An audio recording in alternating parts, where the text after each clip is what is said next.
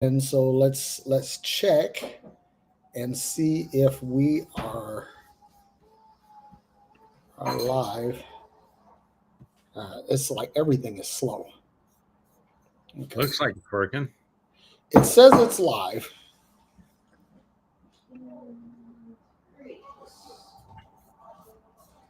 Yep, there we go. You just have to hit refresh a couple of times. I guess that's the key. All right.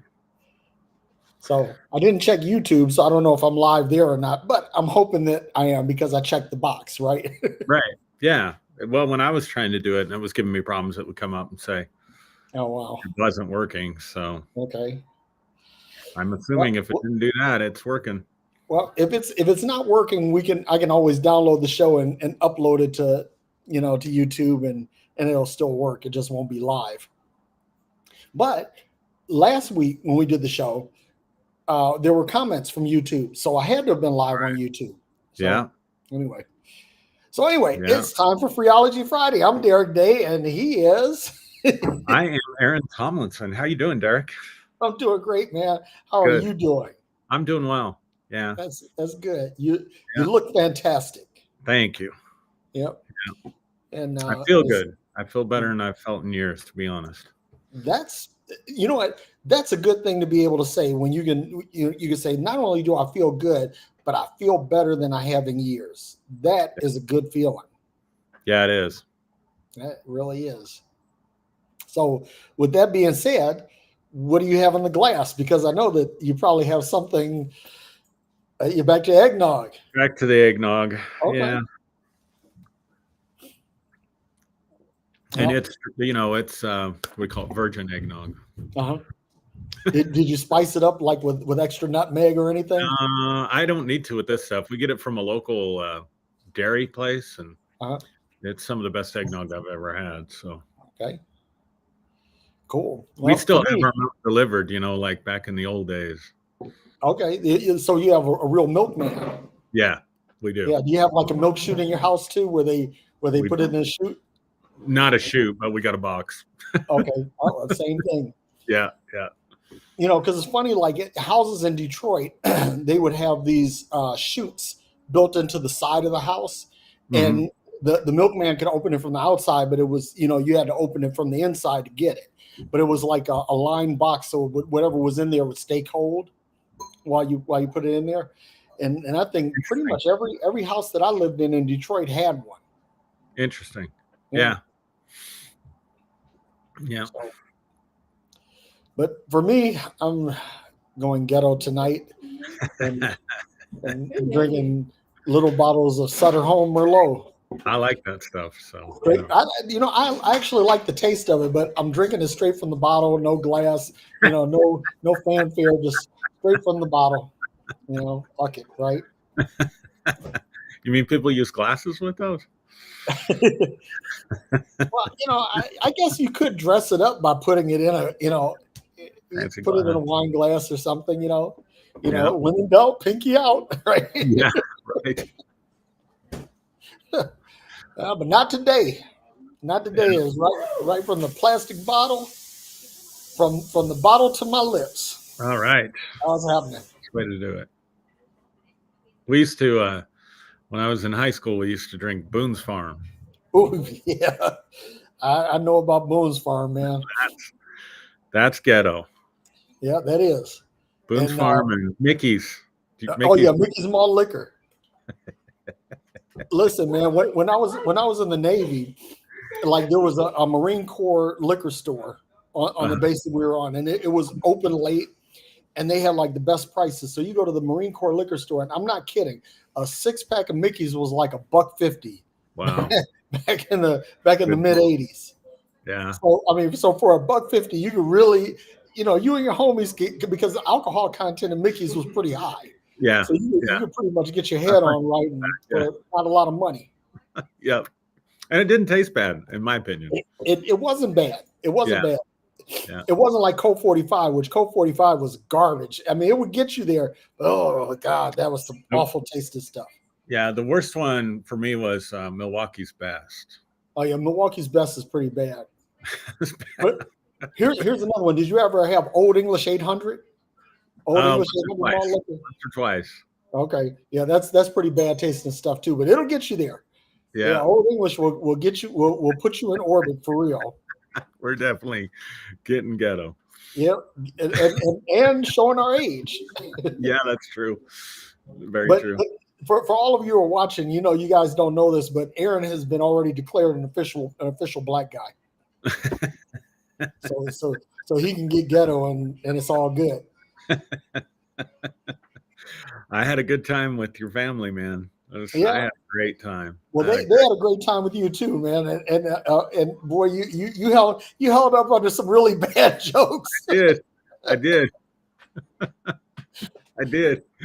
That was the way of indoctrinating you, man. Like welcome to the family kind of thing. Yeah. You passed with flying colors. Well, good. I'm glad. I enjoyed it. So I guess we have a topic tonight, and since this is my topic, I guess that I have to talk about this. And to set this up, I have been watching lately Reverend Ike videos or listening to Reverend Ike's sermons. And it's so funny because first of all, let me say something, right? Because I have to give a nod to some preacher friends of mine like Patrick Joubert and Waylon Sias, Stephen White, Mike Williams. I have to give a shout out to some of these guys because even though I don't really have much use for preaching as a learning device, right? I love the art of preaching, just like I love the art of singing. I think that they have a lot in common. And someone who is able to preach effectively or preach with passion, there's a talent that's associated with that. It's not just it's like I remember some of your sermons from back in the day, and you weren't a hooper, but you would get really emphatic, and you have the preaching gift, and I know that I've been told that I had the preaching gift. So I enjoy preaching, but what I'm getting at is Reverend Ike, for those of you who don't know, was a Christian preacher that started like in the 1950s. And he preached up until he died in 2009. But the last 20 years of Reverend Ike's ministry was more like self-realization, self-actualization. Now, what he did was it was a very subtle shift. You had to really pay attention to get it, because what Reverend Ike would do is he would, rather than preaching from the Bible, he would preach a message and he would use scripture to reinforce it. Now, I know that's kind of a form of confirmation bias, but it was effective. It was effective. Right. And so I was listening to a message yesterday as I was sitting in the hairdresser's chair, because you can see I got my hair retwisted. The first time I've done that since the wedding. But I was telling the hairdresser, it was a friend of Maya's, I was telling her that, hey, it's this guy, Reverend Ike. If you've never heard him, you need to listen to him. But I also gave you a shout out too, so she'll be listening to your messages and everything too. But because I believe in shameless plugs, by the way. If last week didn't tell you anything, that it'll tell you that. But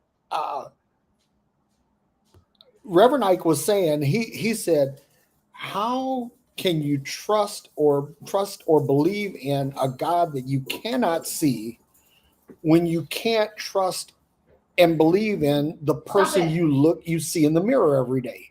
Yeah. And dude, that hit me like a baseball bat in the face, because I'm thinking to myself, I said, wow, at the end of the day, and I don't care what, where you are on the faith spectrum. I don't care whether you're a devout Christian, whether you're atheist, whether you're agnostic, whether you're Muslim, whether you're, it doesn't matter. At a certain point, you have to believe in you. Yeah. And that is going to be the main thing that carries you through the most difficult times in your life, is the belief. How do we get to Rowdy Dog? That's okay. They're doing what they do. Yep, that's right. But So I was listening to that, and the funny thing is that I have found myself listening to Reverend Ike with increased frequency Mm-hmm. lately. Uh, I think that some of the things that he says are really revolutionary. And this is another thing too. I just got to Reverend Ike is long gone, but I got to give him a shout out because people used to say, oh well, he's just a prosperity pimp. He was trying to get money from people. But Reverend Ike, he was on Larry King not long before he died, and he said, listen, I've never asked for money from people that I didn't help. He said if what I say helps you, by all means give. He says, Mm-hmm. but what I say doesn't help you, then keep your money. He said, because I don't need your money. He said, the money is going to show up for me. And I thought that was a profound statement. But then again, mainstream Christianity never really loved Reverend Ike. And I know that as a young preacher, when I was coming up, people would tell me who I shouldn't listen to. And Reverend Ike was high on that list. Carlton Pearson was another one high on that list, right? Bernard Jordan was another one high on that list. Michael Beckwith was another one high on that list. They said, don't listen to these guys. Don't listen to them. They're going to lead you straight to hell, right? Mm-hmm. But I go back and I listen to this and I say to myself and understand this. Like I checked out on Christianity not just because it wasn't working for me, but it's like when I deconstructed the whole thing and found out the origins of all the different piece parts of it. I found out it just didn't work. It didn't make sense. So that was my exodus. Now your mileage may vary, right? But I was saying this. I said, man, if I had discovered Reverend Ike, 10, 15 years ago, I probably would probably still be preaching. I'd probably be doing it like he was doing it, Yeah. But so my thing is that for everybody that's watching, I would say, hey, go check out Reverend Ike. Do yourself a favor and listen to Reverend Ike. And I promise you that it will be kind of a revelation. But that's what I wanted to get at today. Trust in God or trust in yourself, or is trusting in God trusting in yourself, or is trusting in yourself trusting God? And that's my opening salvo, Aaron. So I will kick it over to you. So how does a person go about looking him up? Just YouTube, type in Reverend Ike? Yeah, just like Reverend Ike. R-E-V, just say R-E-V-I-K-E. R-E-V space I-K-E. Okay, cool. Cool. So before we jump into that part of it, what is it? I've been thinking about this. Like, why? Because I've been working through some of this stuff on my own too. Like, I definitely was taught not to trust myself. The verse that just sticks out in my brain is Jeremiah 17:3. The heart is wicked and deceitful, wicked above all things. Who can trust it? Yep. And then James, what he said about the tongue. Yeah. Those two scriptures, they tell you, don't trust in yourself. For sure.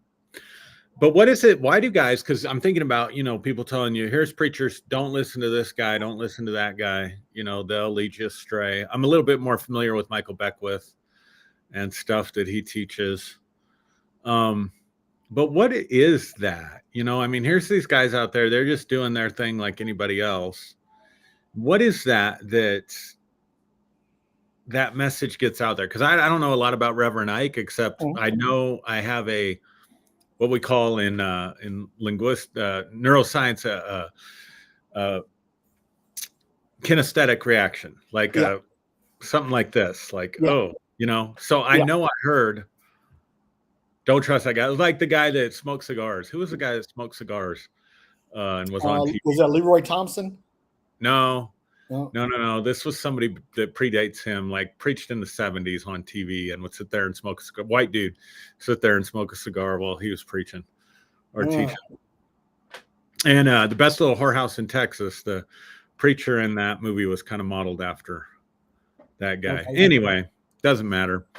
But what is it? What is it that, is there a force? Is there a group entity? Is there a strategic thing? Or is it just natural for people to be afraid of that stuff? Like, why collectively do some people gather that sort of negative PR when they're just teaching you about self-actualization? I mean, actually teaching really good principles. Mm-hmm.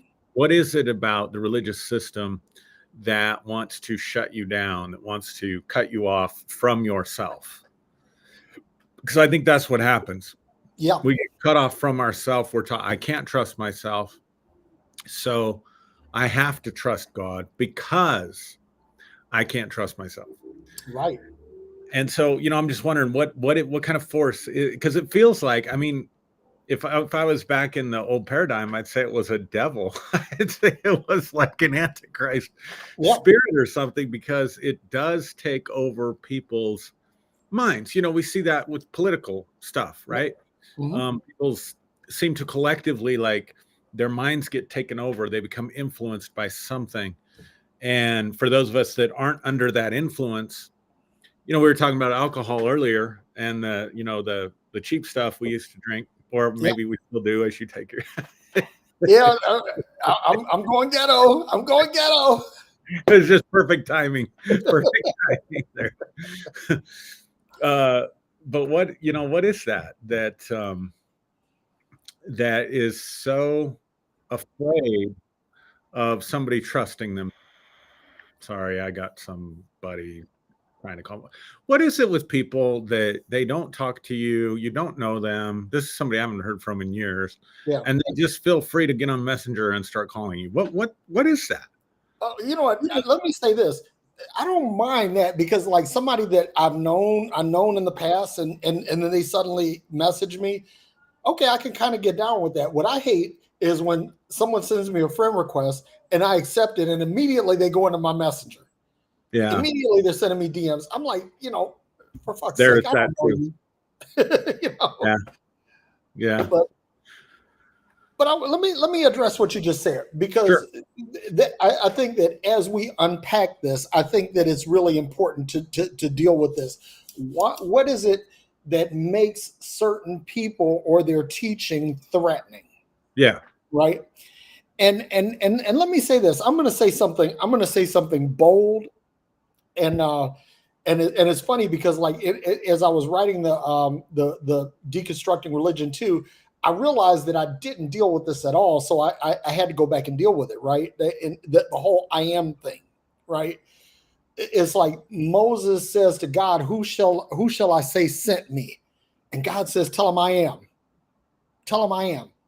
And then Jesus comes up and he says, I am the way, the truth, and the life. No man comes unto me, no comes unto the Father but by me. Now watch this.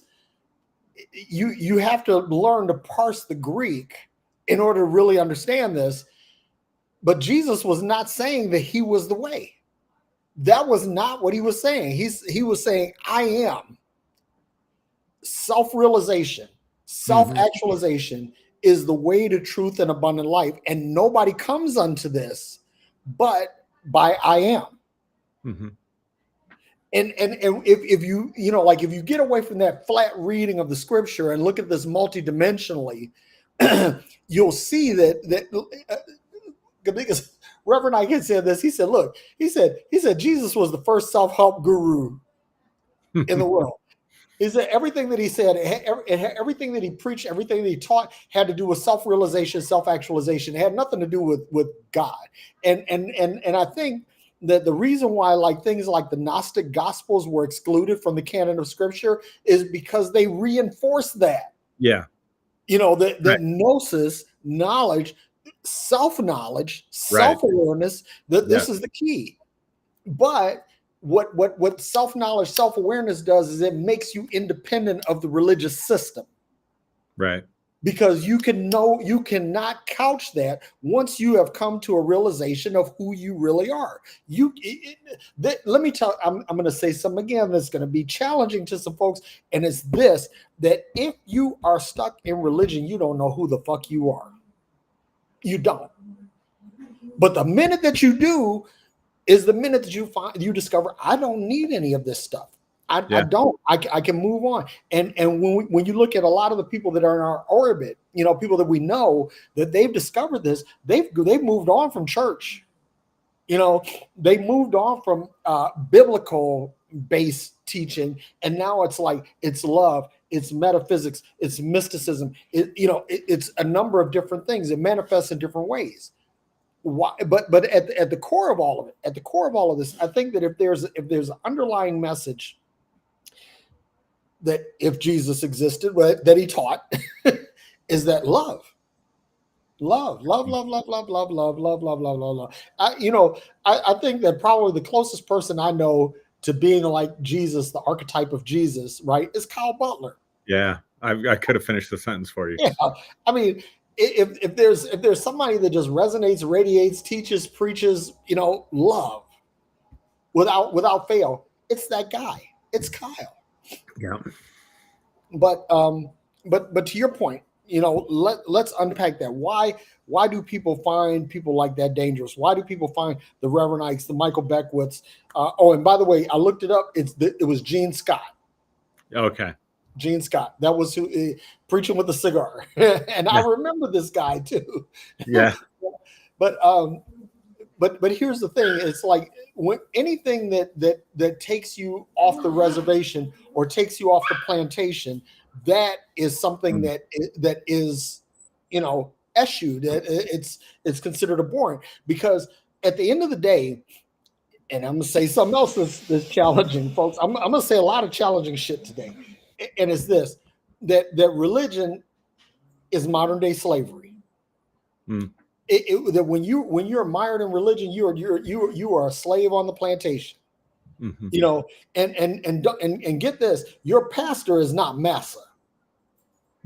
That's not the master. They're just the overseer. They're the guy cracking the whip.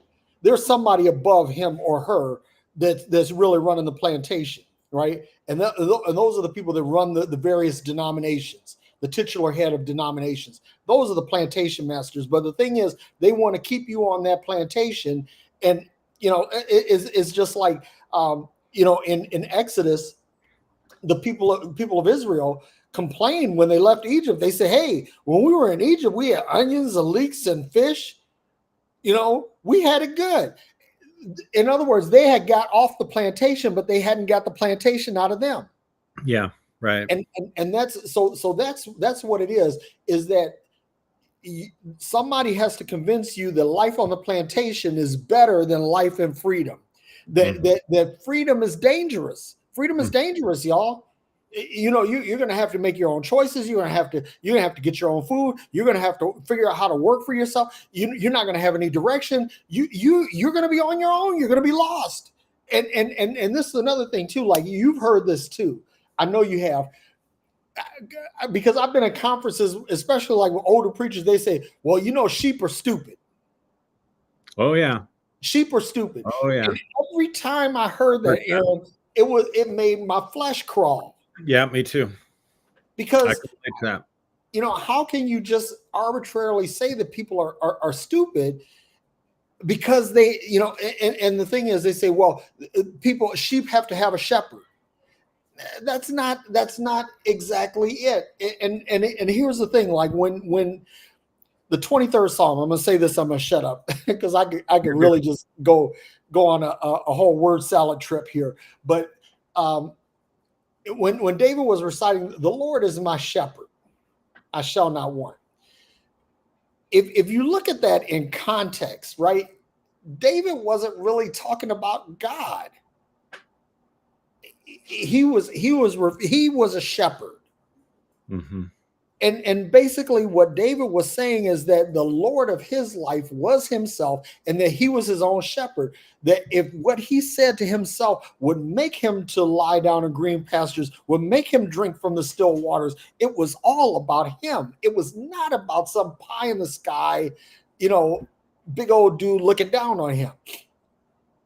David understood. And if you go back and look, and Jube and I had this conversation because we went to a funeral of a mutual friend, and Jube was talking about how he hates how the 23rd Psalm is always trotted out at funerals. It really has nothing. It has to do with provision, but it has to do with your own self-realized self making provisions for yourself. And that's where I'll stop. But that's what. So the whole thing is they don't want you providing for yourself. They don't want you coming up with your own answers. They don't want you to have freedom. It's better for them to be on the plantation because that gives them a job, which gives them purpose, right? Yeah. And the minute that you're away from that, they lose their purpose. They lose their identity because their identity is in cracking the whip. Mm-hmm. So, sure. Yeah. So here's another thought that I'm having, and I've how would I've got to find the right words for this. I don't think I've ever quite articulated this thought, but if we look at ourselves as our own God, mm-hmm. which is dangerous and scary, right, for religious people, it is. But it's dangerous and scary too because it's like shit. I'm accountable to myself. One of the things that I really realized with this path that I'm on is like my ultimate accountability is to myself. Yeah. I may be accountable for a lot of things. I may be accountable for my employer to show up. You know what I mean? Yep. To work and give an honest day's work. And I'm accountable for the services that I provide to other people. I'm accountable for my family, but ultimately I'm accountable to myself. I have to sleep with myself. So I have to sleep with myself. That could go in lots of weird ways, couldn't it? Yeah. Well, let's keep it clean. I said, I'm trying to figure out how to articulate this, but at the end of the day, what I mean is I have to look at myself in the mirror. I'm the one, if I violate my own conscience, my own values, that's losing sleep over that. So ultimately we're accountable to ourselves, but at the end of the day, our world is our world because we are the center of our world. It's impossible to not be self-centered because you are the center of everything in your world. Right. You know, a simple way to illustrate this, there are billions of people on this planet. I don't know the first thing about them. I don't know the first thing about their lives. No. So for all intents and purposes, they don't exist to me. They don't exist. I can't know about the problem that somebody's having in Alabama. You know, some person that's struggling right now in Alabama that I've never met, don't know anything about them, don't know their first name, don't know their struggles. That's not part of my world, right? Right. I can imagine that there is someone in Alabama because I know there's people there. I can imagine that there's somebody struggling. I can imagine that there's somebody that they're even contemplating, unaliving themselves. But I'm imagining that it's not part of my existence because I'm not there. You see what I'm saying? So you have no firsthand knowledge of that. And but this is what's so fascinating to me about consciousness is my world is my consciousness. So in a very real way, what the shaman said, we are dreaming our own reality because my world is filtered through my belief system. My world is filtered through my traumas and my experiences. What triggers me because of trauma is going to be totally different than what triggers somebody else because of trauma. There are people who I've worked with a lot of people who were sexually traumatized and abused as children, and they have no interest in sex whatsoever. Any thought of sex, any hand reaching out to them, it puts them in a fight, flight, or freeze mode. It doesn't, it's not like wow, this is going to be fun and exciting kind of thing at all for them at all. So that's their world, and so all of us are living in the world that we've created.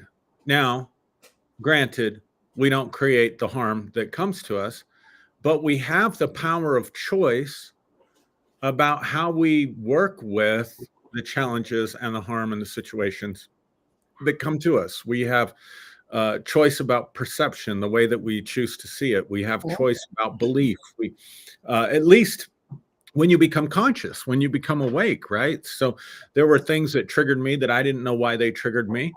But as I explored that aspect of my world, as I became the explorer in my own universe, in my own world, and explored that, it's like, oh, okay, this makes sense now. I understand why this is a trigger for me, and I can do something. And so the alchemists, the magicians of the,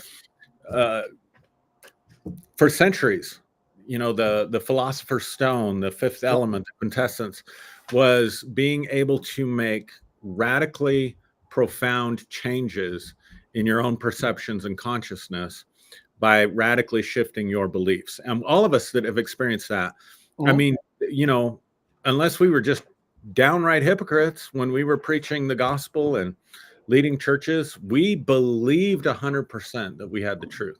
So that's the reality that we were dreaming. We were dreaming the religious reality, and we believed, and we were totally invested in that, right? And then for whatever reason, like you talked about, it outlived its purpose for you. You realized it wasn't working for you. You realized it wasn't serving you. You realized perhaps that some of what you believed and perceived were things that you were taught since you were a child that got into you when your brain didn't have even the tissue, the cells to do any kind of critical thinking. So it's just like being in a constant state of hypnosis where someone else's will becomes yours, someone through the power of suggestion and all that stuff. So at the end of the day, though, we live in our own world. We live in our own universe, and we can make profound and powerful changes. Now, this presents us with a little bit of an issue when it comes to trusting ourselves. And I want to throw this out and get your thoughts on it. Yep. Because if I think I'm no good, if I think I'm past my time, past my prime, if I think that I am worthless or hopeless or powerless, or if I think that I am always the effect, meaning I'm always the victim of whatever's going on around me, right? And I trust that stuff. So if I have negative self-talk, Aaron, you're a piece of shit. Aaron, you suck. Aaron, this is the limit that you can go financially and in every other way. And I believe that, and I trust that. I said, yeah, that's right. That's believable. That's trustworthy, because that's what I'm telling myself. Then I got a problem. You can see what I'm saying? Yeah. So if you're talking about like believing in and trusting in yourself, but your image is jacked up. Yeah. And so let me say this, right? Because I can't speak for anybody else, but I can speak for me, right? Because my greatest fear has been failure.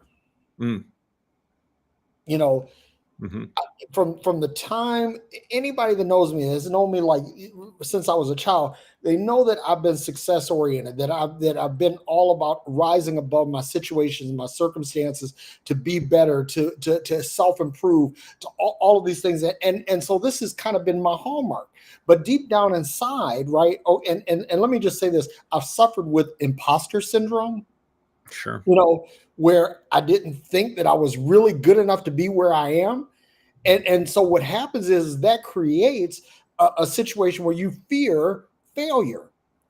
And so you begin to believe, okay, maybe I'm not as good as people say I am. Maybe I'm not as smart as people say that I am. Maybe I'm not as good as my position at work indicates, or whatever, right? And so now what I do is I begin to speak a different reality into existence, right? And see, this is why, you know, and you and I were both like this. You say, okay, keep control over your words.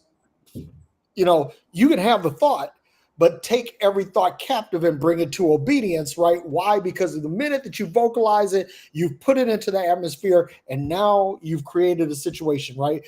In the beginning, God created the heavens and the earth. Stop, right? What do you do? When is your world created? For some of us, it's like we're 1 year old. Some of us is 2 years old. People don't really have a fully formed consciousness before then, right? Correct. But in the beginning, at the genesis of your life, you begin to formulate your own reality. So here's the thing. Reality is reality. The matter, the substance of things around you, that is that, right? You don't have any control over that. But what you have control over are how you assemble those building blocks into the narrative of your life, right?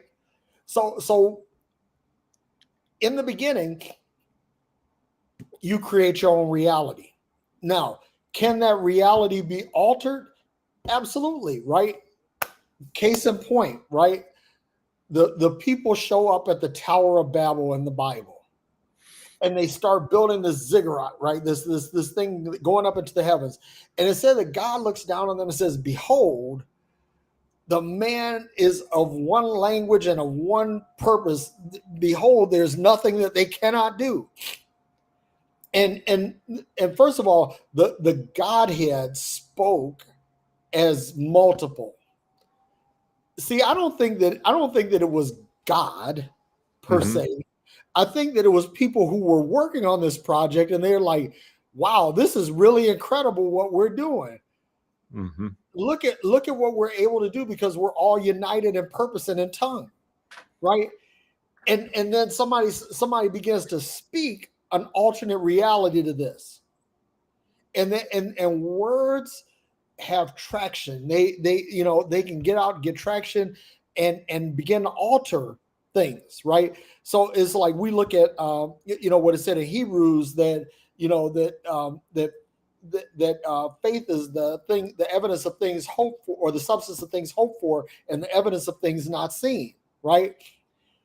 So what do I have faith in, right? Because it doesn't say faith in God. It says faith is the substance of things hoped for and the evidence of things not seen. It doesn't. God is out of the equation in that statement. Yeah, but it says specifically that faith. So what do I have faith in, right?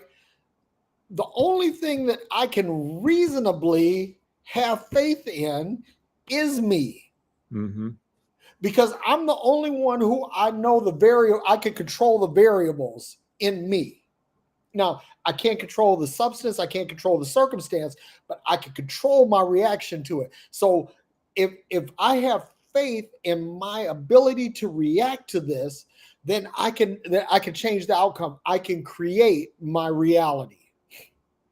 Where am I going with this? Because I got to talk about me, so I don't piss anybody else off.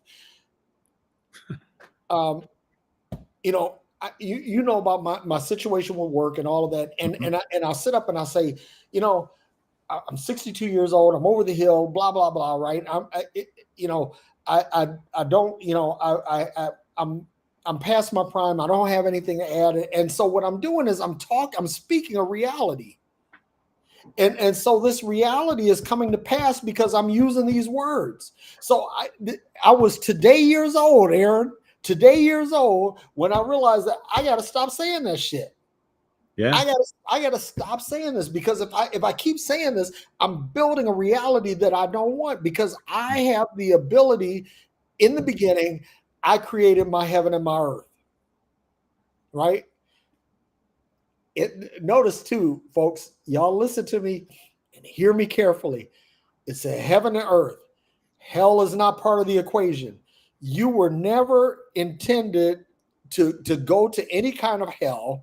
You were not intended to be in any kind of hell, and you certainly were not designed to create any kind of hell, because in the beginning, God, you created a reality, a baseline, and a higher plane.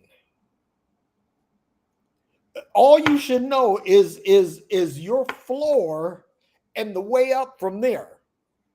Man, I wish somebody would say amen, because I'm preaching good. Amen. Listen, you create your floor and your ceiling. You create your own limitations. And I was thinking about this because I said, when I say, well, I can't do this, I can't do that, I don't know, I'm too old, I'm too many years, blah blah blah, and I'm talking to myself and convincing myself of this. Yeah. And you have to stop. So the thing is, I had to go back, and again, when I was watching this yesterday, I was like, holy fuck, he's preaching to me. I'm talking about Reverend Knight, because I'm like, I need to start speaking the things that I know got me here. Yeah. I've created my reality, but I'm using the same kinds of words that I used to create it to destroy it. Mm-hmm. So what happened? What I'm saying is that I got to the point where I was not believing in myself. I was not trusting in myself. Mm-hmm. And so I was today years old when I made the decision to cut that shit out. Yeah. And so that's where I'm gonna stop and have a drink. So yeah, a couple things. So what I love about what you're saying is, and this goes back to what I was saying about being accountable to yourself. So if we can accept that we create our own world, or at least to talk about it in the way the ancient shaman or indigenous people would talk about it, we create to large extents our own dream. So you're dreaming the dream of can't, basically, right? When you're doing all that negative stuff, that's the dream that you're weaving, creating. It's an interesting thing in Norse mythology and Norse magic.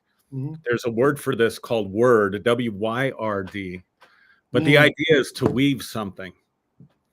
And so if we can think about it this way, our thoughts, words, actions are weaving together the fabric of our own reality. Yes. And yes. Then you have to ask yourself, because we're on this quest because of the Western mind, just the Western mind in general, not even, Christianity or Christian influenced West, just the Western mind in general, that there is some absolute objective truth out there that we have to find, and then we have to align ourselves with. That's the essence of all, let's say, negative religion, because I'm going to come back to religion here in just a second and reframe it for us. Okay. The essence of it is, again, I can't trust myself, right? I've got to look for an objective truth that's outside of me, and then I have to align myself to that objective truth, whatever that looks like. So the objective truth is, if I want to, go to heaven when I die, for the Christian, if I want to go to heaven, I've got to accept Jesus as my savior, right? So that's an alignment. Or if you're a little bit more legalistic, I have to accept Jesus as my savior and I have to obey his commandments. So now I'm studying his commandments so I can align to those things, right? Because that's the objective truth. Or for other people, it may involve other things, like the whole theist, atheist, anti-theist argument is, what is the objective truth out there? Yeah. And there's a lot that drives that and motivates that, but it's still the same thing. So if we can understand truth as a more subjective thing and really allow people to have their truth, right? And if we can do this with ourselves and say, okay, I've got a truth, what I really believe, and is my truth spinning or weaving the kind of life together for me, the kind of dream that I want to have? Am I dreaming the kind of dream that I want? Is this working for me? Is this serving me? Is this benefiting me?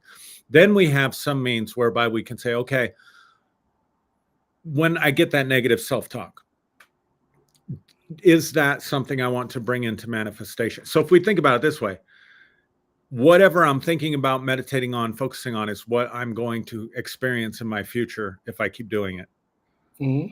Take myself to that place, right? Now, for a lot of people, this is hard because we're not the only dreamers out there. So other people affect and impact our lives. Nobody's saying, I haven't heard anybody say ever really, whether they were preaching faith or they were preaching self-actualization or motivation or saying you create your own reality or law of attraction, whatever you want to call it. Nobody's saying you're an all-powerful genie and you can just go around and make anything happen, right?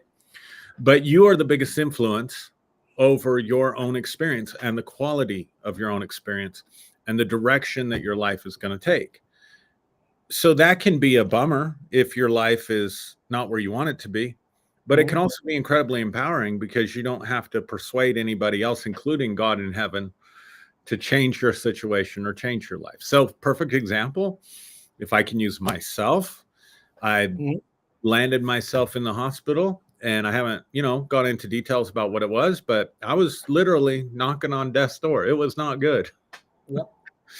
And so I had to look at that and say, and I asked myself this question while I'm laying there, and I'm hearing all these reports and diagnosis and prognosis and whatever, and I appreciate the medicine. Believe me, I know that modern medicine kept me alive. Yep. But I also had to look at that and say, how did I get myself here? And I asked myself that question. Laying there, how did I get myself here? What were the patterns? Because I do think everything's connected. What were the patterns that brought me to this place that I can affect, that I can change, so that I can change the outcome, so that I'm not dreaming the dream of sickness and illness and death? And from a strictly scientific perspective, if we minimize the placebo effect, which I think we do in medical science, I mean, so science even recognizes that our beliefs can transform things. Even surgeries. Did you know that? Even surgeries, even massage therapies have to be tested with placebos. So there will be people, if you're in a placebo group, this blew my mind. I didn't know this until, last couple of months. If they're proposing a new surgical procedure, they will have people in a placebo group that they will knock out, put a cut on them or whatever, but not do the actual procedure. Not do the surgery. Yep. And there are people who get better as though they had the actual surgery. And it's something like a third. I mean, the placebo effect generally, at minimum, can affect usually about 1/3 of the population that goes through those tests. So I'm looking at that. Okay, that's the power of my own beliefs, right? Yep. So what do I need to change about what I believe? What patterns, what perceptions, what thoughts got me into this state of sickness? And how can I work with that? And how can I change that to bring myself into a place of health and to change the outcome? Accountable to myself, God of my own world. And also not what's the objective truth? I'm going to tell you right now, the placebo effect ain't going to work if I go down the objective truth, because I went down that. Yeah. I went down that Google rabbit hole. You know what I'm talking about. WebMD and draaron.com. Mayo Clinic. Yeah. That's what I call it. You go down the Google rabbit hole, and eventually you diagnose yourself and you're dying and you're having your funeral. That's draaron.com. Yep. So that's not necessarily going to help me. I don't need that. I need something else. And I can make the choice to say, okay, so I don't have to look for this objective thing out there. I look within. What are the seeds, whatever I'm thinking, whatever I'm saying, whatever I'm doing, whatever patterns are being executed in my life, are the seeds that I'm planting towards my future. Now, not every single one of those seeds, just like in a natural garden or just in nature, not every one of those seeds mature into a full-grown plant or a full-grown tree.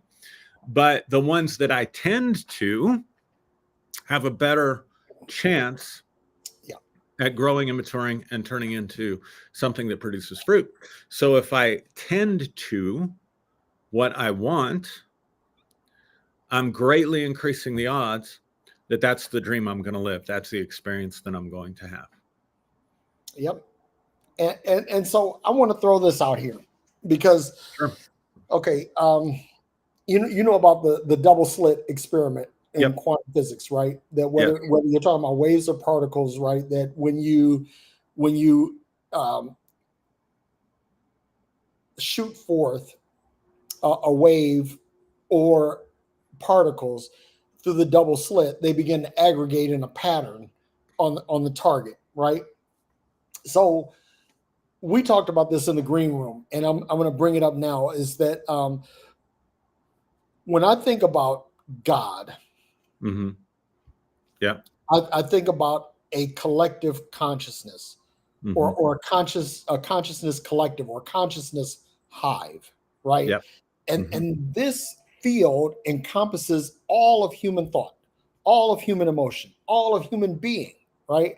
That this field exists. Now, we know that there are things that come into a field that either disrupt the field, in other words, they redirect the field, and those are waves, right? Waves come in and disrupt the field and redirect it, right? But there are also particles that appear in the field. So I think that depending on our mindset that we either are emitting a wave that creates an alteration in the wave field, right, that changes the interference pattern, or that we appear as a particle. Now, why is all this important, right? Because let's just say that you appear as a particle in the same place that someone else does. mm-hmm. Now, two particles cannot occupy the same space. There's a whole bunch of physics that attest to that. Sure. But let's say I can come very close.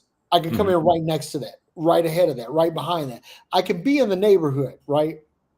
And so a lot of that goes into like what Heisenberg talked about in the uncertainty principle, that, you know, observation influences outcome.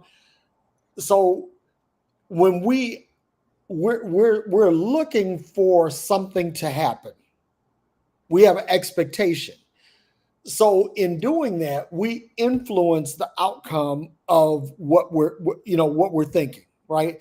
It either in some kind of wave form or some kind of particle form, right? Which will, that if this is projected into a specific direction, then it changes the interference pattern. Now, the other thing is that, like Heisenberg was saying, that you can know the speed of a thing but not the position, or you can know the position of the thing but not the speed of the thing. And so what, at best, what you can come up with is probability, right? So this is something that I've learned, is that I try not to think in absolutes anymore. That Right. this is exactly what I want. I'm like, okay, if I can wind up in the vicinity of where I want, I'll be okay. I will have achieved what I've set forth. And so then I also am careful, you know, how they say the watch pot never boils. And that speaks to quantum physics, right? Because if you're watching the pot, it doesn't boil. Why? Because you're watching it. Observation influences outcomes. So what I've learned is, when I set something in motion, I may look at it to see that did I aim in the right direction, but I'm not going to continue looking at it. Excuse me, because I don't want my observation to influence my outcome, right? And then also, this is, you know, Biggie Smalls said in one of his albums, he said, bad boys move in silence and violence. In other words, don't tell people what you're doing until after you've done it. And Reverend Ike had said this too. He said, I don't tell people what my plans are. I tell them what the outcome is when it happens. Because if you tell somebody what your plans are, observation influences outcome. Right? So again, you know, you have to realize that, okay, you're the God of your own life. When you tell people what it is that you're planning or what it is that you're attempting, right, that what you're doing is you're inviting another God to come in and influence your creation. It's powerful stuff.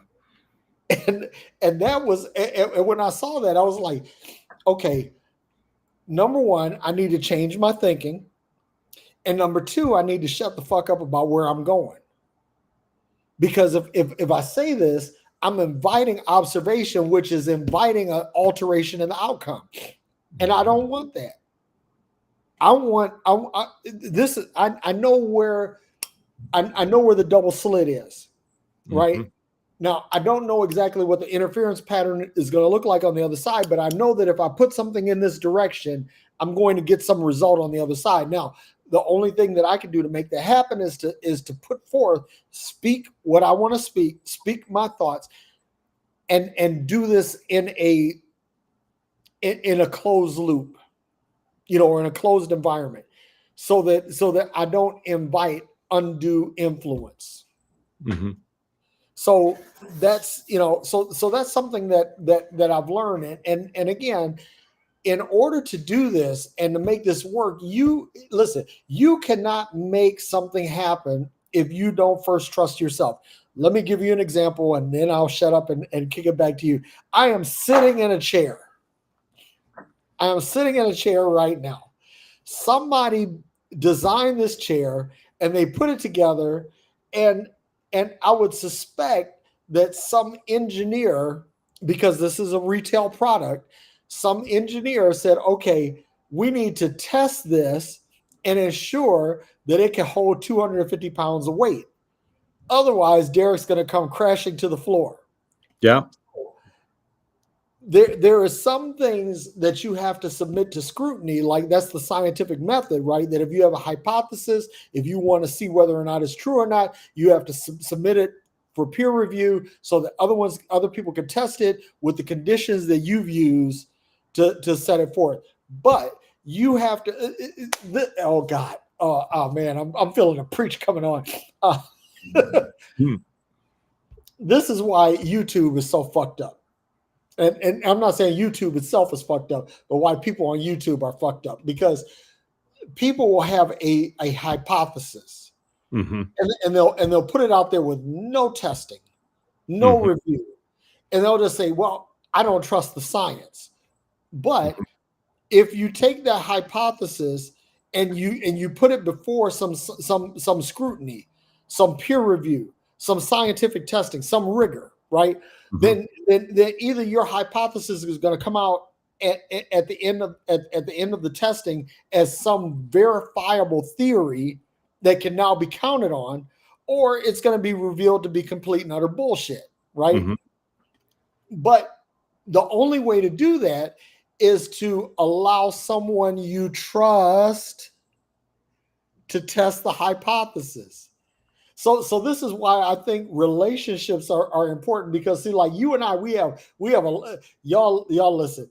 If y'all could be privy to some of the discussions that Aaron and I have off screen, you would just be amazed. I think that we could Patreon this and make a shit ton of money. But beside that, it's that we are each other's safe space. Yeah.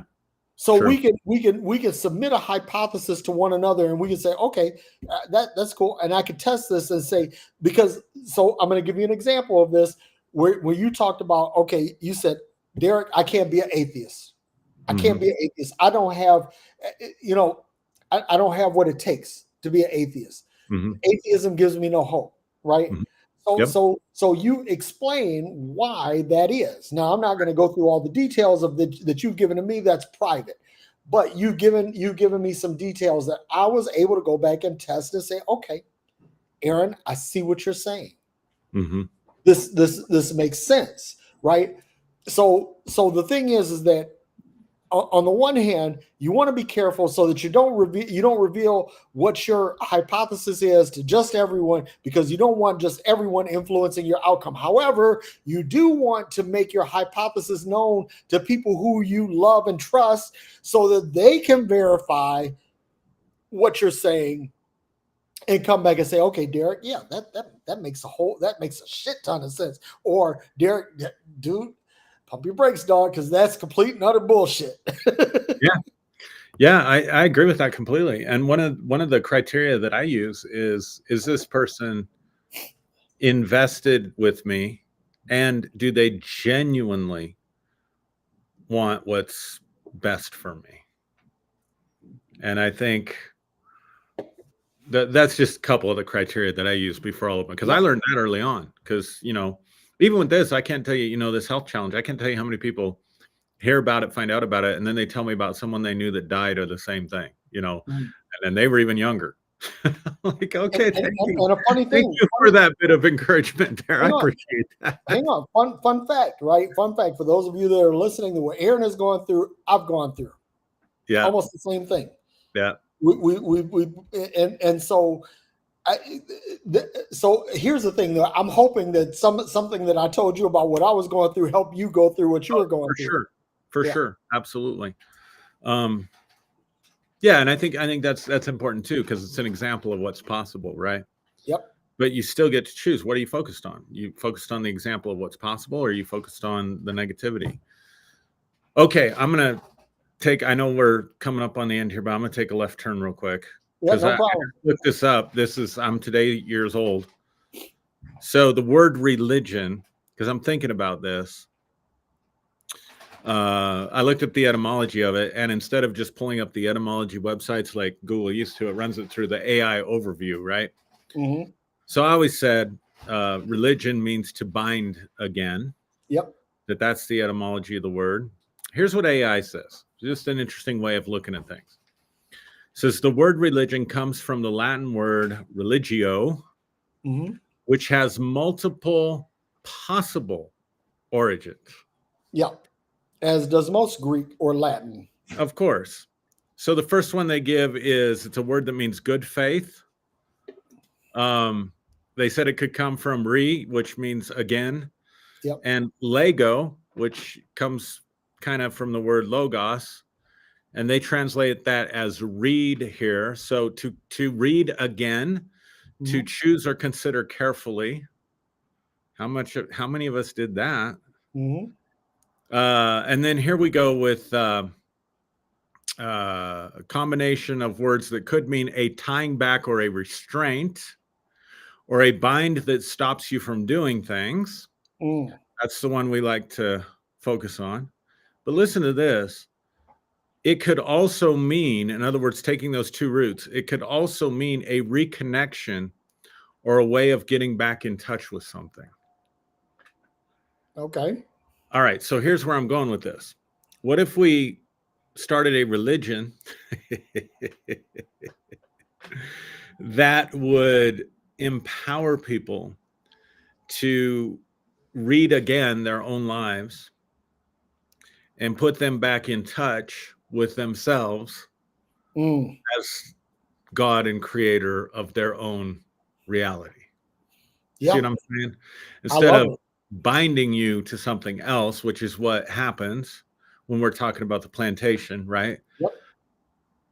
But reconnecting you to that source that is you, that is within you, and thereby clearing up the distortions that we have about ourselves.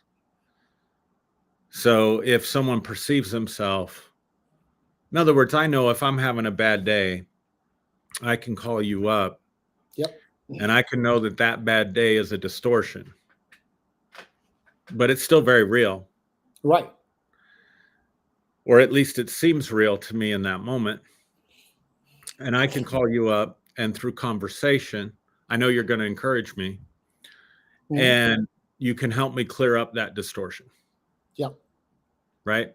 Or reconnect me to myself. Yeah. I Or don't know. I like that. Here's That totally another thing reframes religion. that you invite me to observe and therefore alter the outcome. Yes, exactly. And that's the scary thing, because I've been thinking about this too. How many like fortunes, destinies have been changed by small conversations where people made seemingly small decisions or seemingly small adjustments in the way that they perceive themselves or think about themselves or talk about themselves, that takes them off the path they're on and leads them in a completely different direction. Yep. I mean, from some respect, it's scary to think about how much power we have. But again, like this goes back to the whole concept of consciousness, right? Mm-hmm. We're all joined. We're all in. Whether we choose to be or not, we are participants in this field called consciousness. Yep. Right. And because we are participants, willing or unwilling, we are connected. Mm-hmm. We are connected. And so, like the butterfly effect, how something that's spoken here or done here has cascading effects, way down range, right? So we have to understand, first of all, that we are interconnected. That I think that's the first thing that when we talk about trusting in ourselves or saying I am God, right? Mm-hmm. Yeah. That you have to understand that you don't exist as absolute God. You're God of your own space, you're God of your own actions, you're God of your own influence, but you are not absolute God, right? And that as God of my space, that my actions, my habits, my character, my destiny influence likewise in others. Yeah. Right. So I say this to say that going back to Kyle Butler. Yeah. let me talk about Kyle. I hope, Kyle, that you hear this, because you really do need to hear this. But the thing is that when you, I think that when we understand, hey, I love me some me, Mm-hmm. and you cannot love who you cannot trust. True. It's like, I love Maya, Mm-hmm. but I love Maya because I trust Maya. Mm-hmm. Trust makes love possible. Mm-hmm. Okay. So if I don't trust me, I can't love me. It's true. And if I don't love me and I don't trust me, then therefore I cannot love or trust anything beyond me. Mm-hmm. Not honestly. Mm-hmm. Not honestly. Love and trust begin with us. Mm-hmm. So if you say it's like, Aaron, if I say, and I've said this before, Aaron, I love you and I trust you, but what I lose sight of periodically is that I love me and trust me. So what happens is, when I lose sight of that, then I begin to sink to a lower vibration. Yeah. I begin to sink to a lower consciousness, right? And so now I'm not manifesting in the field in the way that I should.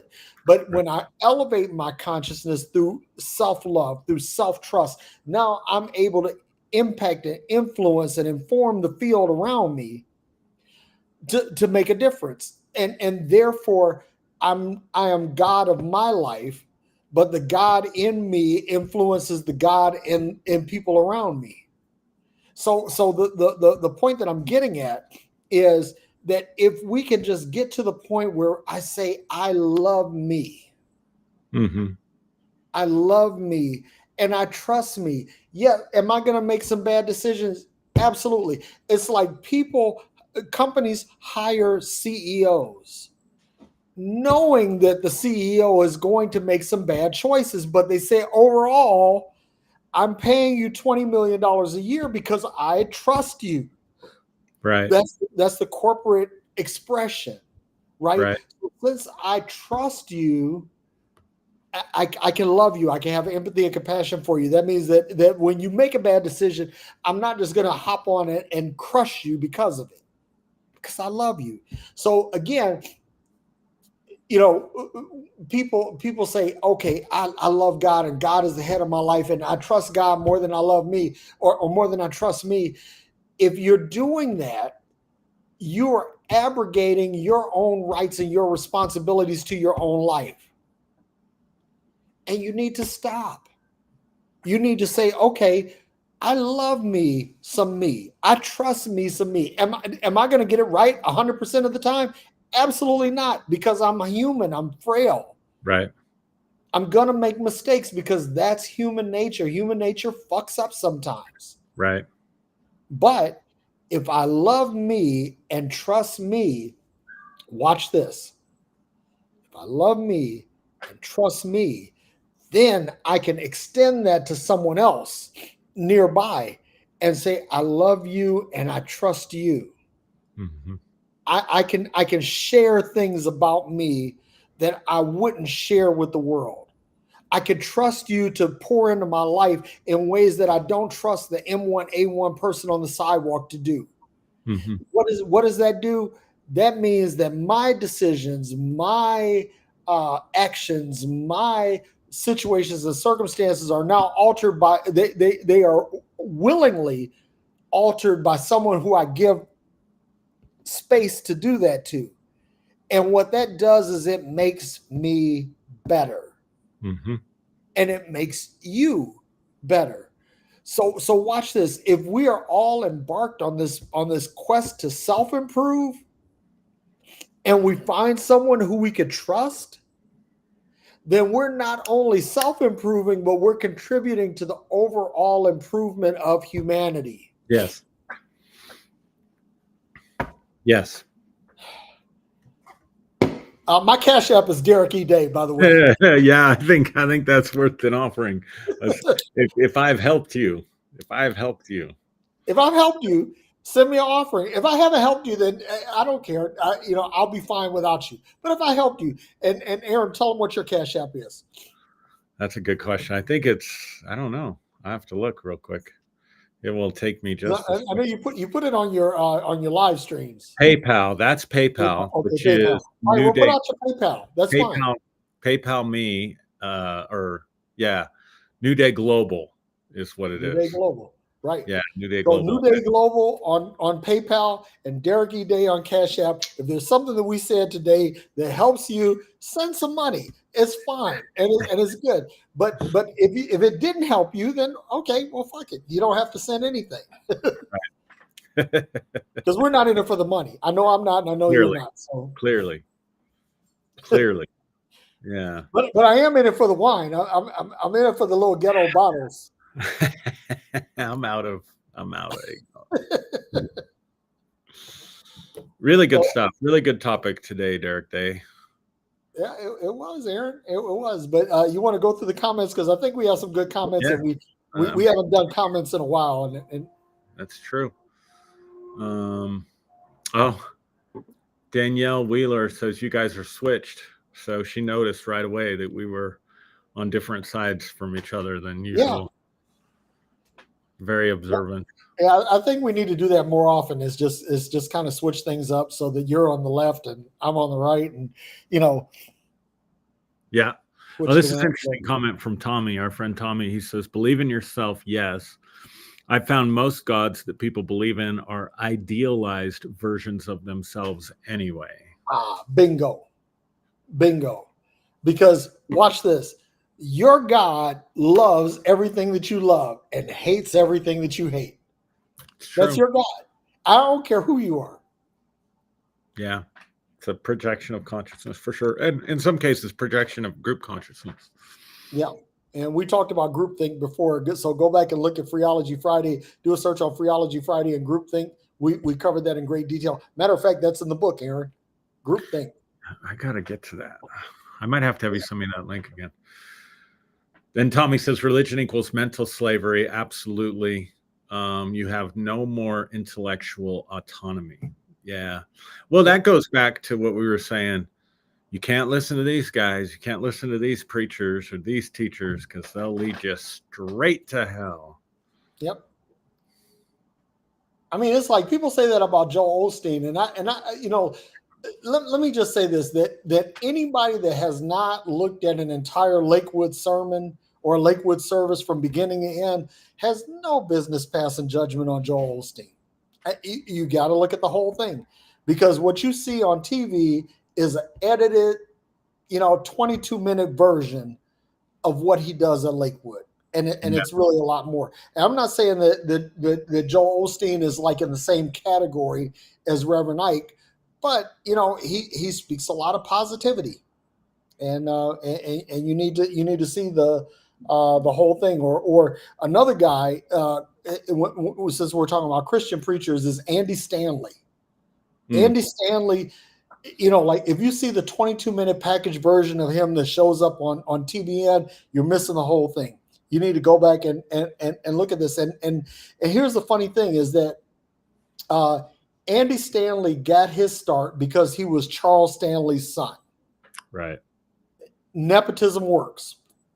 However, Andy realized that his father was not in the same neighborhood as him, or he wasn't manifesting as a particle in the same wave as he did. So what he did is he found another way, or found another space to express. And Andy Stanley is one of these guys that, I don't really have a whole lot of use for Christian preaching, but I will listen to Andy Stanley. I will listen to Joel Osteen. And these are people that I find interesting. And another one that, although I think he's a little bit of a huckster, we talked about Leroy Thompson earlier, money cometh. Money cometh. Listen, you can say what you want about Leroy, but at the same time, I think that Leroy kind of had the whole prosperity paradigm figured out. Now, the only downside to Leroy is that Leroy is like, send me money. And that helps Leroy live his life. Everybody's not getting money sent to them. But anyway. I tell you, some of those faith principles worked, man. They do. Just a quick story. When we first started our church, we met at a meeting place that a radio station had, a little meeting hall that they had. And this radio station was really hard to find, kind of a hole in the wall on the second floor. I mean, we had people show up that we had to turn away because they couldn't make it up the stairs, and we had no handicap accessibility for them.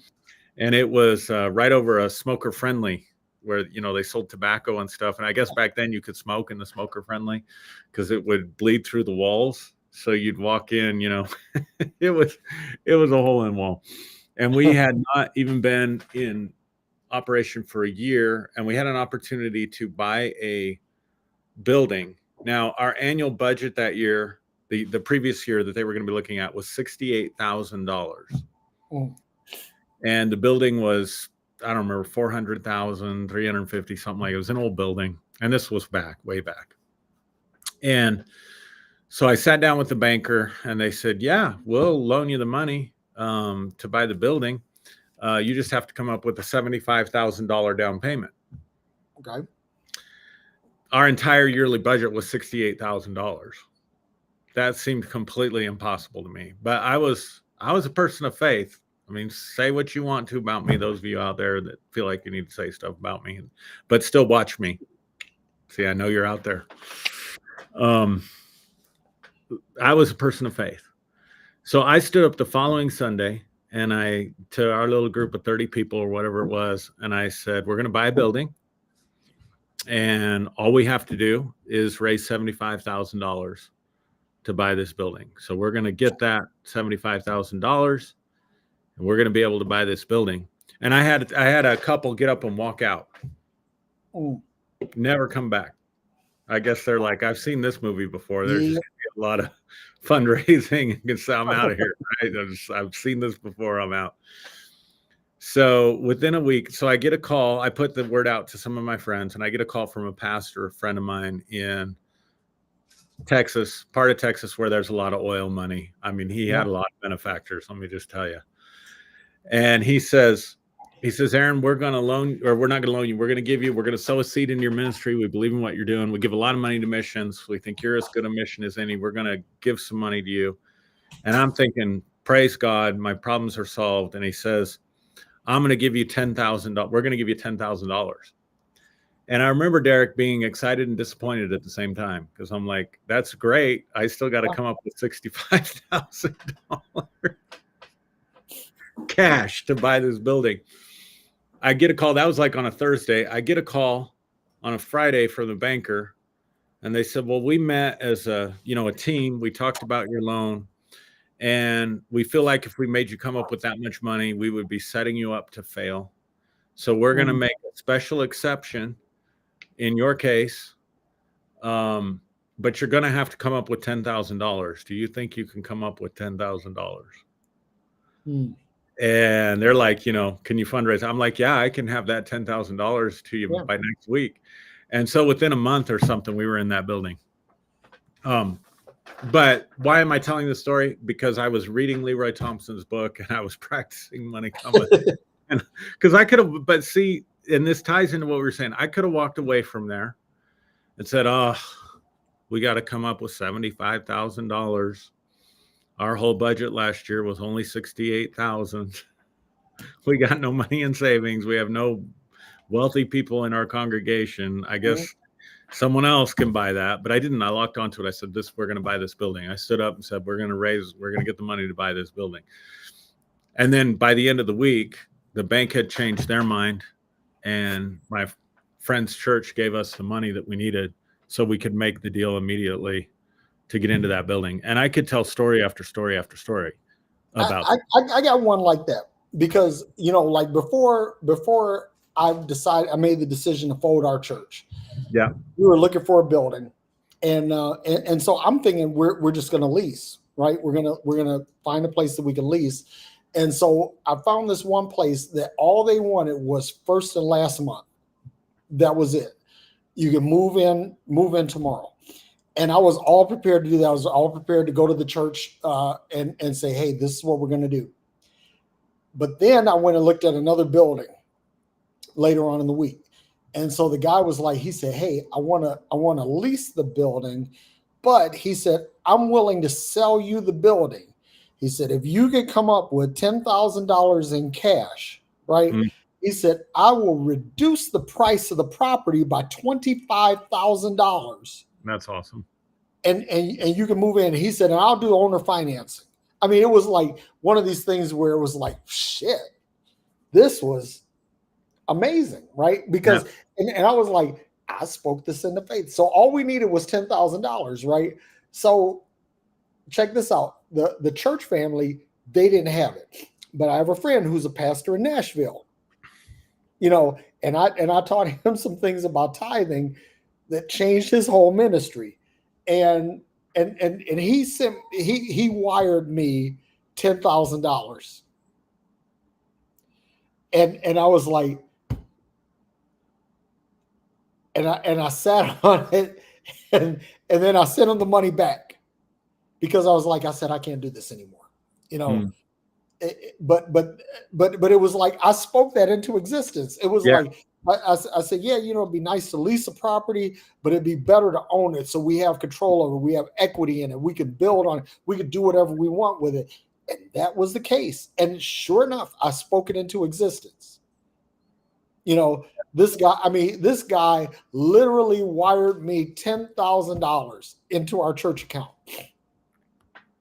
But then I said, you know, I don't think I want to do this anymore. So I sent it back to him. Yeah, that's cool.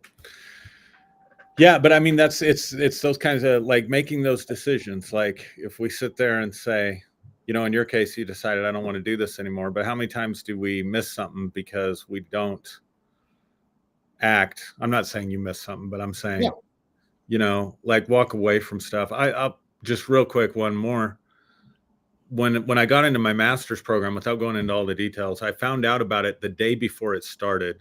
Mm-hmm. And this is at a real university, regionally accredited, Adams State University in Alamosa. It's a state university.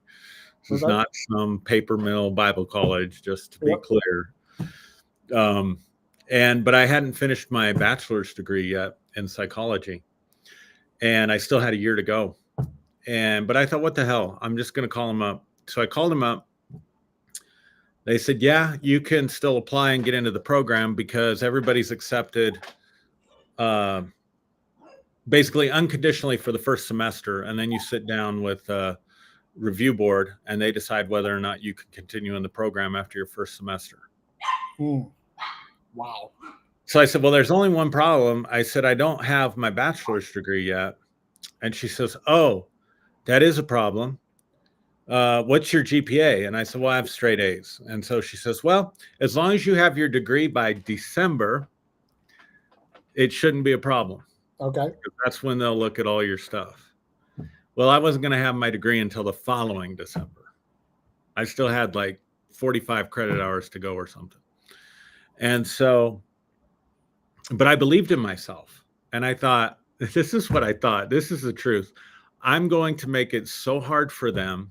They're going to see that I'm so perfect for this profession and this program. They're going to make an exception for me. I'm going to make it hard for them to tell me I can't be involved. So I went ahead and applied. And the next day I'm sitting in class, starting my master's program. Well, my advisor with my bachelor's program within a month, so this is in August, by September had been changed. I got a new advisor. Mm-hmm. And they had denied all my Bible school credits because it was from a paper mill that came out of a church, right? Yeah, yeah. And so they're like, these aren't regionally accredited credits. We can't take them. We can't accept them. And most of what I had to do were elective courses and general credit courses. I'd done pretty much all the 400 level courses. And so I asked again if they would accept my Bible school credits. They said, well, we can't accept them as academic credits, but we do give professional credits for certain things. Yep. Did you apply for it like that? I'm like, no, my previous advisor didn't tell me anything about that. Anyway, long story short, they accept all my credits, cover all my credits. And by November, I had finished my degree so that I could go into them in December and just show them, yep, see, I told you I'd have it done by December. Yep. Got into the program, got my master's. Now, here's my point.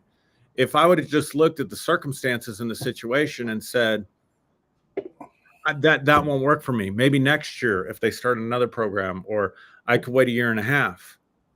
And then I would have paid all that extra money to finish my bachelor's degree. Mm-hmm. Or let's say, because I think my decision caused the change in my advisor, but let's just say that happens anyway. I would have found out that I was going to graduate in November, but it's too late to start the program. And they only started one program actually every 3 years. Mm. So I would have had to wait another 3 years to get into that same program. So little decisions based on believing in myself really promoted me. Whereas it would have been very easy to just accept the circumstances, the objective truth, and walk away from that and never experience the things that I have. Like, my life changed with that one decision. I'm going to buck what you guys are saying because I believe in myself, and I'm going to take action here that doesn't even make sense to take. So let me give you 2 examples in my life, right? One where I didn't believe in myself, right? I was working as I had a full-time job. I was a program manager, a director in a company, and so we were doing database development, right, and heavy hitter government contracts. Mm-hmm. But I was also a radio talk show host for Sinclair Broadcasting. Yeah. Mm-hmm. And so a member of the Sinclair family said, "Hey, listen, we want you to come and work for us full time, but we want you to stop doing what you're doing and come and work for us in sales."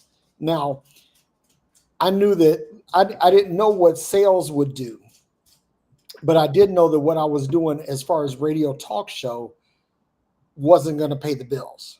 Mm. And so I walked away from it. I walked away from the thing that gave me the most joy in my life professionally because of that, right? Mm-hmm. And I think now, like, what would my life had been, because it was like after that, it was like people like G. Gordon Liddy, Oliver North, Larry Elder, that they got contracts to do syndicated shows, right? And I'm like, damn, I could have done that. But one time where I did believe in myself was that when I was coming out of my medical situation 7 years ago, I said, let me reach out to my buddy John, because I've known John for 20 plus years. We worked together on multiple projects. I said, let me call John. And John said, "It's funny that you called." He said, "Because I was about to call you." He said, "Because you would be the missing piece on this project." Mm. And he said, "Here's what the deal is. We're doing an implementation project of software at Google on Google's platform." And that changed the trajectory of my professional life because I believed in myself. I said, okay, I know that I'm worthy. I know that I have value. Let me reach out to someone who I know is a value-added person in my life. And he said, okay, it's good that you called because this is what we have going on, and you would be great in that. So, and I have another situation, which I'm not going to mention any details, but it's basically a brand new social media platform, a brand new gaming platform. And this guy says, "Hey, I believe in you. I want you to participate in this." And I'm like, okay, and I'm thinking to myself, I said, well, it's nice that I have that, but I need to have something else. I'm like, no, today I said, no, I don't need anything else. If this is going to come to pass, I believe in me enough to my contribution to this enough that I don't need to do anything else. Yeah. And so that's where I am. I am absolutely positively believing in myself because I know what I have been able to produce in the past. I have a track record. I know what I've been able to do. I've shared with you some of the things that I've done. I've shared with some others that things that I was able to do. And God damn it, I'm going to get it done. I'm just going to get it done. I believe in myself. And so I say this to everybody that's watching, it's great that you believe in God. If that works for you, I'm not knocking it. That's not what I'm saying at all. But what I am saying is that if you believe in this God and you don't believe in yourself, you really don't believe in that God. That's what I'm saying to everybody that's watching. It all starts with you having faith in yourself. If you have faith in you, there's very little that you can't do. I won't say there's nothing, but there's very little that you can't do. Yeah. Agreed. Good stuff, man. All right. This was good. This was good. And I want to give a shout out to my adopted nephew, RJ. He said, man, talk. But RJ, I'm going to fuss at you, man, because you didn't come out to brunch with me on Sunday. But that's okay. I still love you. I still love you. I still love you. That means good preaching, right? Yep. That's what he's saying. And RJ is a connoisseur of good preaching. All right. He's a musician, musical talent, but he's a budding preacher in his own right. And I'm waiting for him to bust out, because when he does, he's going to change a lot of people's lives. Awesome. So great stuff. Well, all right, everybody, you're on that side tonight, so why don't you do our benediction? Well, folks, I want to thank each and every one of you for attending our TED Talk with us tonight, for growing in real time with us. And I just want to challenge each and every one of you to believe in yourself. Believe, the old adage is, with money, pay yourself first. Believe in yourself first. Like it. And with that, Aaron, I love you. And for all of you watching, we love you. And peace and hair grease. Great.